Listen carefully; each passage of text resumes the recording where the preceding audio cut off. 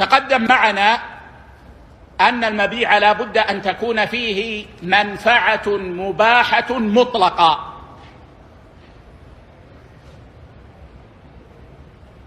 فالطيور إذا كانت نافعة كالصقور ونحوها لا بأس من بيعها ويجوز بيعها، لكن لا يجوز السفح